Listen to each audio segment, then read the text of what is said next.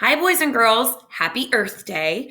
We're taking a break from our chapter book, The Secrets of Droon, to read my favorite Earth Day book, The Lorax.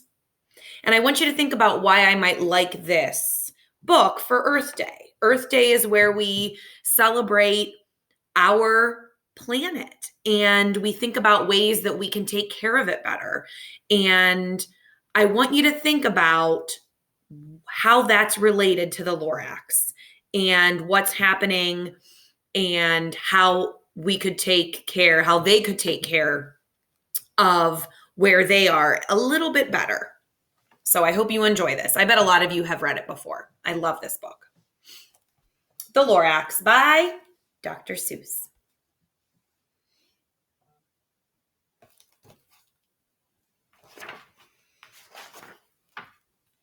At the far end of town where the grickle grass grows, and the wind smells slow and sour when it blows, and no birds ever sing excepting old crows, is the street of the lifted Lorax.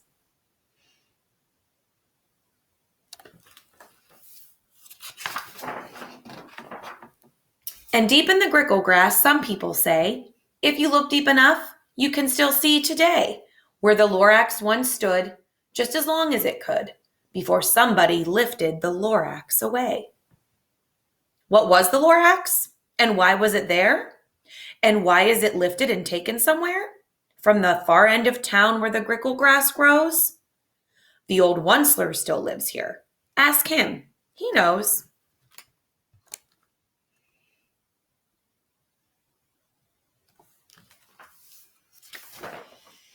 You won't see the Onceler. Don't knock at his door. He stays in his lurkum on top of his store.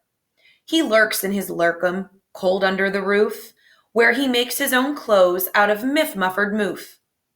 And on special dank midnights in August, he peeks out of the shutters, and sometimes he speaks, and tells how the Lorax was lifted away. He'll tell you, perhaps, if you're willing to pay. I'm already hearing a lot of rhyming and a lot of nonsense words. We know that Dr. Seuss likes to rhyme and make up some silly words. So keep listening for those too. On the end of a rope, he lets down a tin pail, and you have to toss in 15 cents and a nail, and the shell of a great-great-great-grandfather snail.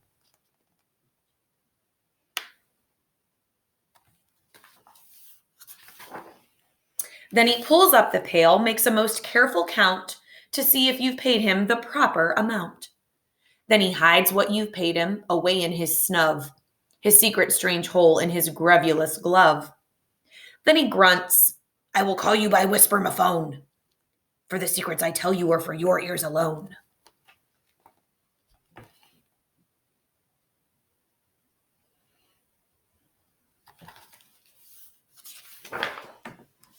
Slop!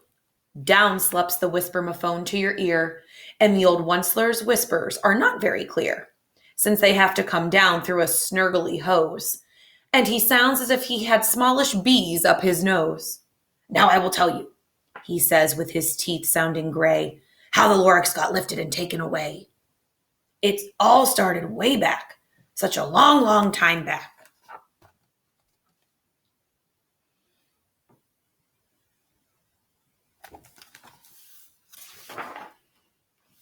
Way back in the days when the grass was still green, and the pond was still wet, and the clouds were still clean, and the song of the Swami swans rang out in space, one morning I came to this glorious place, and I first saw the trees, the truffula trees, the bright-colored tufts of the truffula trees, mile after mile in the fresh morning breeze.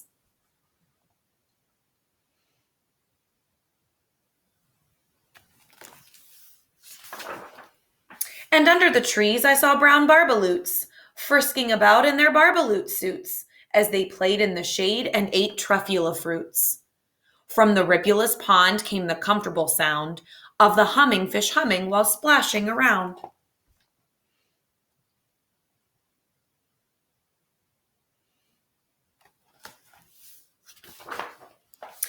But those trees, those truffula trees. All of my life I'd been searching for trees such as these. The touch of their tufts was much softer than silk, and they had the sweet smell of fresh butterfly milk. I felt great leaping of joy in my heart. I knew just what to do. I unloaded my cart.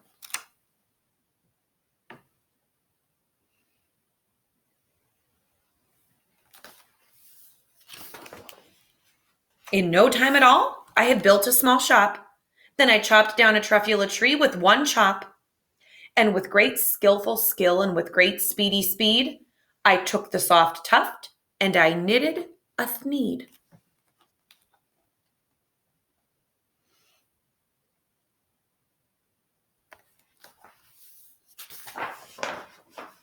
The instant I'd finished, I heard a gazump. I looked. I saw something pop out of the stump of the tree I'd chopped down. It was sort of a man. Describe him? That's hard. I don't know if I can. He was shortish and oldish and brownish and mossy, and he spoke with a voice that was sharpish and bossy.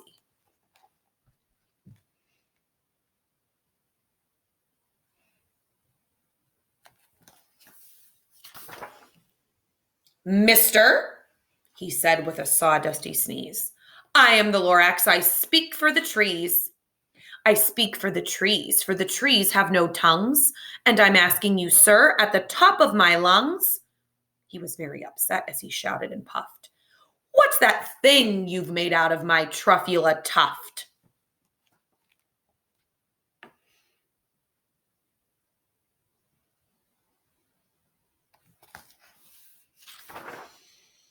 Look, Lorax, I said, there's no cause for alarm.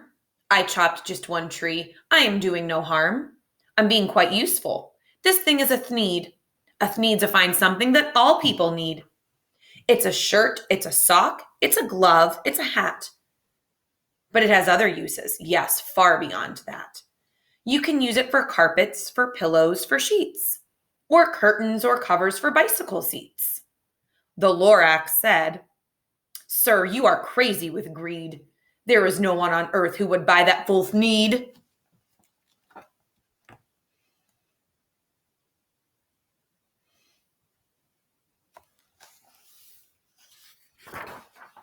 But the very next minute, I proved he was wrong. For just at that minute, a chap came along, and he thought that the thneed I had knitted was great. He happily bought it for $3.98. I laughed at the Lorax. You poor stupid guy. You never can tell what someone will buy.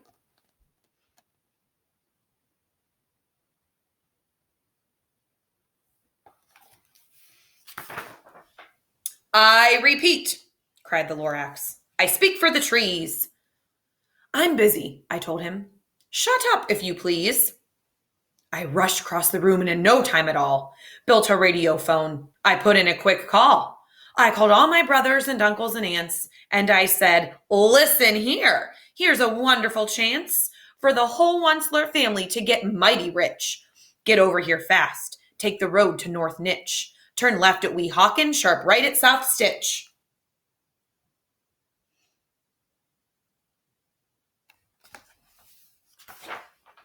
And in no time at all, in the factory I built, the whole Onceler family was working full tilt. We were all knitting thneeds, just as busy as bees, to the sound of the chopping of truffula trees.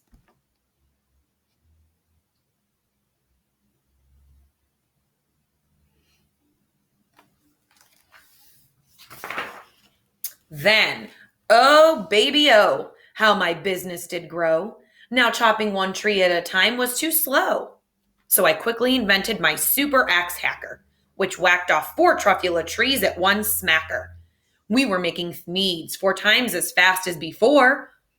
And that Lorax, he didn't show up anymore.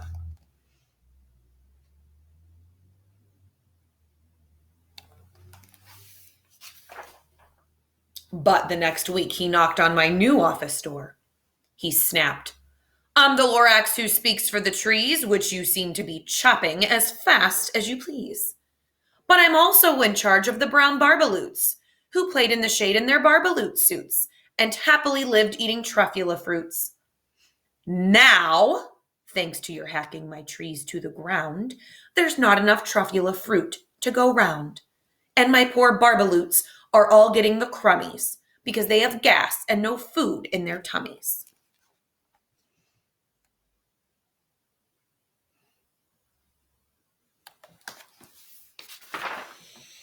They loved living here, but I can't let them stay. They'll have to find food, and I hope that they may. Good luck, boys, he cried, and he sent them away. I, the onceler, felt sad as I watched them all go. But business is business, and business must grow, regardless of crummies and tummies, you know.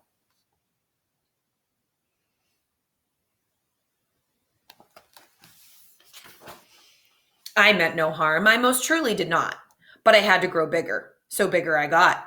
I biggered my factory, I biggered my roads, I biggered my wagons, I biggered the loads of the needs I shipped out. I was shipping them forth to the south, to the east, to the west, to the north.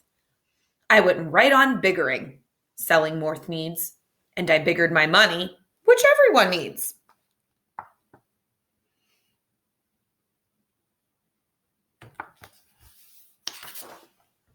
Then, again, he came back. I was fixing some pipes when that old nuisance Lorax came back with more gripes. I am the Lorax. He coughed and whiffed. He sneezed and he snuffled. He snargled, he sniffed. Onceler, he cried with a crufulous croak. Onceler, you're making such smogulous smoke. My poor swami swans. Why, they can't sing a note. No one can sing who has smog in his throat.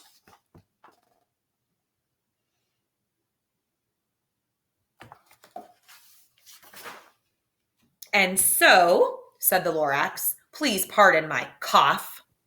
They cannot live here, so I'm sending them off. Where will they go? I don't hopefully know. They may have to fly for a month or a year to escape from the smog you've smogged up around here.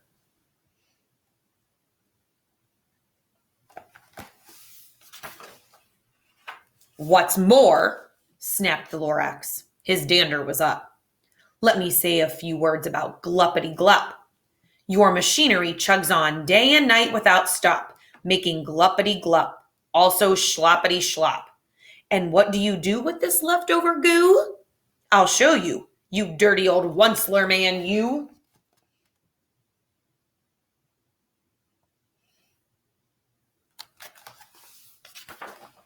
You're glumping the pond where the humming fish hummed. No more can they hum, for their gills are all gummed.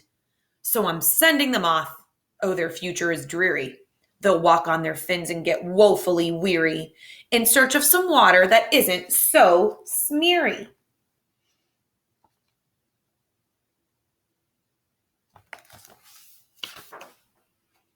And then I got mad.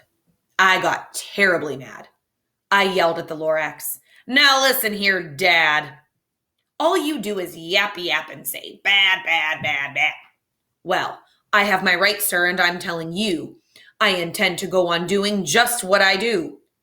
And for your information, you Lorax, I'm figuring on biggering and biggering and biggering and biggering, turning more truffula trees into thneeds, which everyone needs.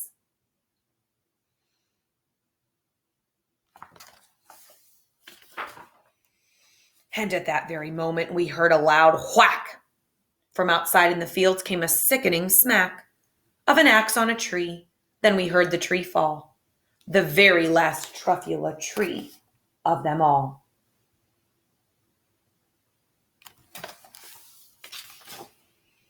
No more trees, no more thneeds, no more work to be done. So in no time, my uncles and aunts, everyone, all waved me goodbye. They jumped into my cars and drove away under the smog-smuggered stars.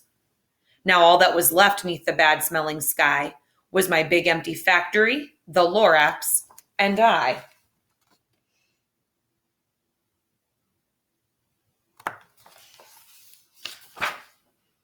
The Lorax said nothing, just gave me a glance, just gave me a very sad, sad backward glance as he lifted himself by the seat of his pants.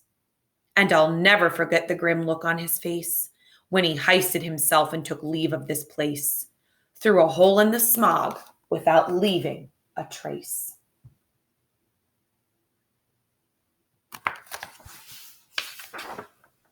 And all that the Lorax left here in this mess was a pile of rocks with one word, unless. Whatever that meant, well, I just couldn't guess. That was long, long ago. But each day since that day, I've sat here and worried away. Through the years while my buildings have fallen apart, I've worried about it with all of my heart.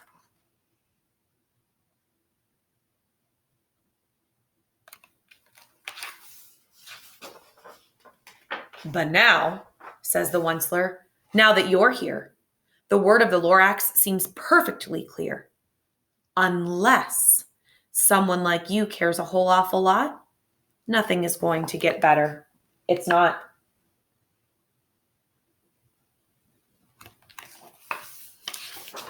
So, catch, calls the Onceler. He lets something fall. It's a truffula seed. It's the last one of all.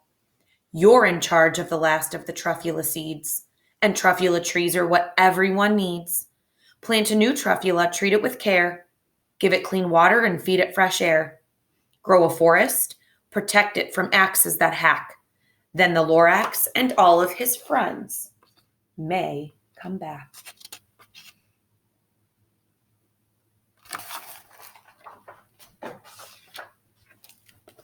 I hope you enjoyed the story. And remember, have a conversation about why this book might be connected to Earth Day.